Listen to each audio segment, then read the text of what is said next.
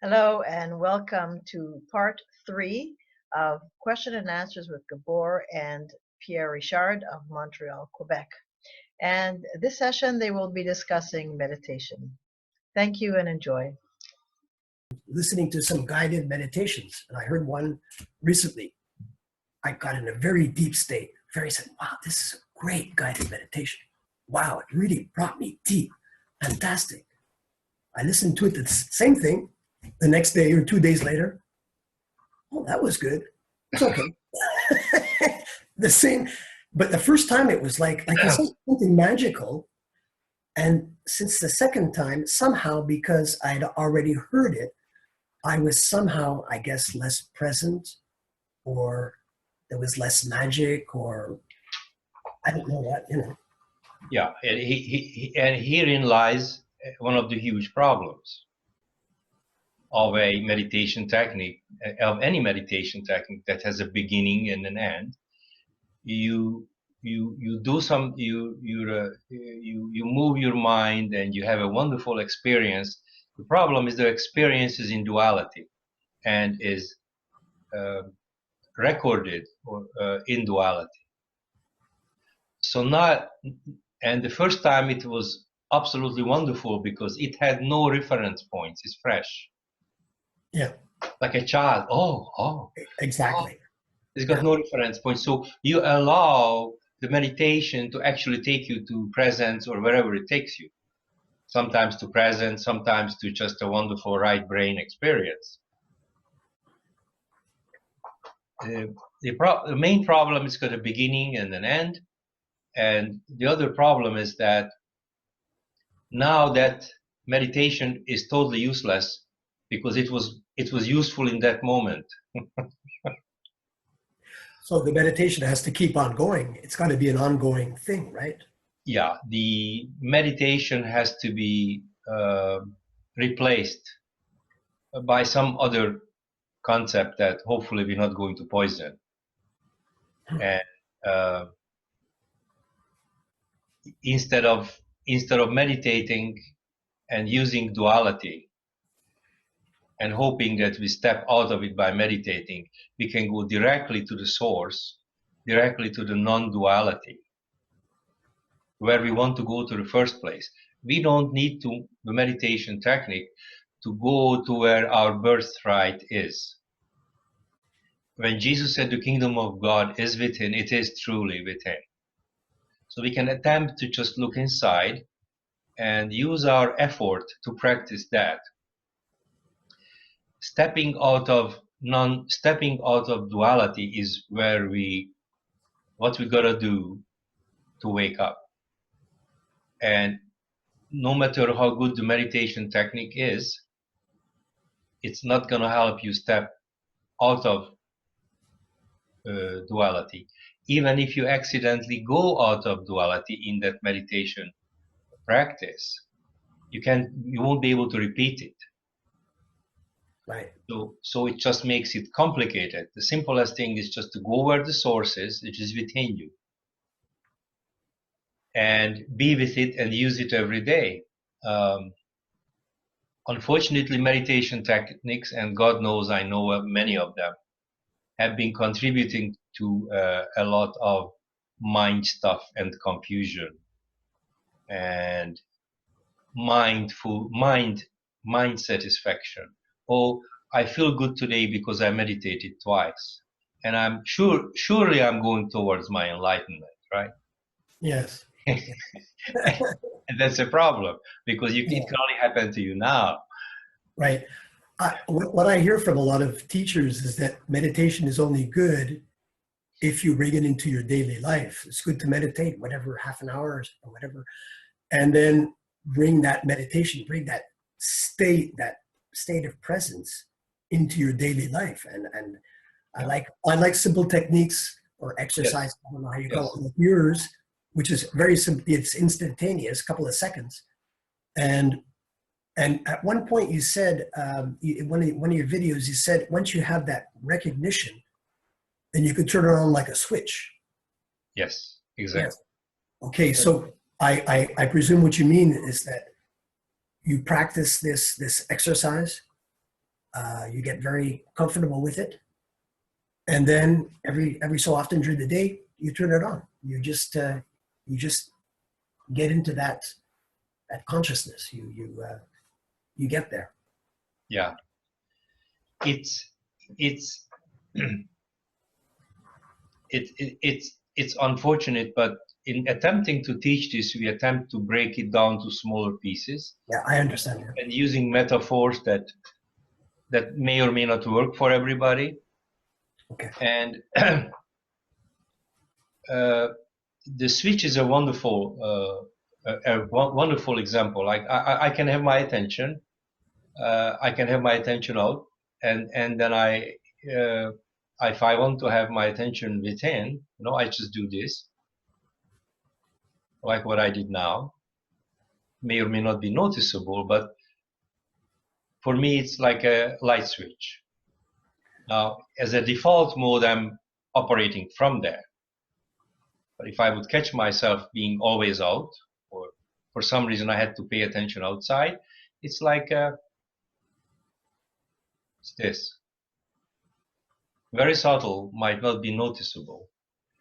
And so in my opinion, it's a learnable skill. I hate to call it a skill because it's your natural ability. Yes. And you can relearn it. The habit of focusing inside will help you tremendously, but you can only have it instantly. I mean, it's really important. You cannot have it on the end of your meditation. You can only have it instantly. And instantly is the now and the now and the now. And 5 minutes from now, there will be a now. And if you plan to do a meditation 5 minutes from now, on the end of 5 minutes, you're going to have something. It's already in time, you see. So it's now, and with proper practices and guidance, it's actually possible to learn how to do this switch, what you're talking about. And and then, like I said before, this default mode will kick in where you're going to be staying there.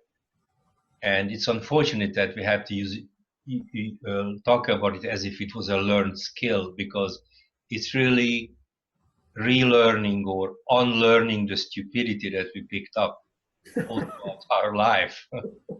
Absolutely. Absolutely. And here's another thing. This I'll show you. Like right now, let's say my focus is outside, and now I went inside. It's hardly or not even noticeable. Now, this subtle move, which is like it's so subtle that it's like a hairline, right? This narrow gate is so subtle that the mind doesn't think it's significant. Yes. That's a huge learning, that this subtle focus, refocusing your attention, not just outside but inner, it's very subtle. Like I'll do it now and now and now.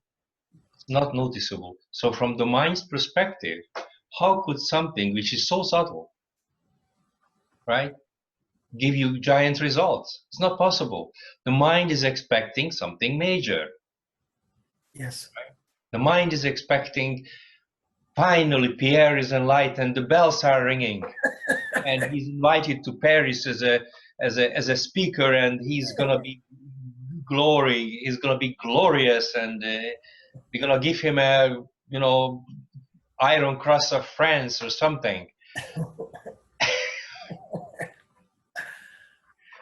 I'm trying to make it sort of dramatic, but a huge point. Do not underestimate the subtlety. Yes. The necessary subtlety will get you the result. And the reason I'm speaking like this is because that's how the mind speaks. I'm glad you mentioned that, because I've been kind of struggling with that a bit. every once in a while I say, I've been doing this and I'm feeling some subtle differences. Even in the last couple of weeks, I'm feeling some subtle differences. But then I say, well, am I just imagining this, or because I'm doing it, like my mind gets in there and starts playing with it? And I like the idea. I appreciate the idea of that. It's subtle, and to keep on doing it. And what I kind of intuit is that I just go in and I kind of feel myself in the heart area here. I think I just feel it, and it's kind of instantaneous. And when I do that, the mind gets less busy. Yeah. I settle down and I feel this calmness. I'm not sure if I would call it calmness, but I'd say more of a connection with myself. Yeah. But I don't generally. So is that what you would say? Yeah. Yeah. It's an excellent description. It's once, let's say you take a couple of slow breaths where you just kind of slow the mind down and you kind of convince the mind that please refocus the attention, whatever. So you kind of, you refocus your attention, and what you're going to find is that the subtlety is only at the beginning. Okay. As a narrow gate, once you go through the narrow gate, it's no longer narrow. You see what I'm saying? You mean after a certain time of doing this practice? Yeah. After a certain time of once you grounded in this practice, okay, you go through that narrow gate. I like to call it that because Jesus called it that, and it's an easier way to explain. It's a narrow gate. Once you get through, and you stay there for a while, it's not difficult to stay there. You don't have to consistently dance on the edge of the razor blade, because the mind would say, oh, it's so subtle. I don't want to spend my life looking for subtlety. You know what I'm saying? Exactly. I don't want to spend my time looking for subtlety. I have other things to do.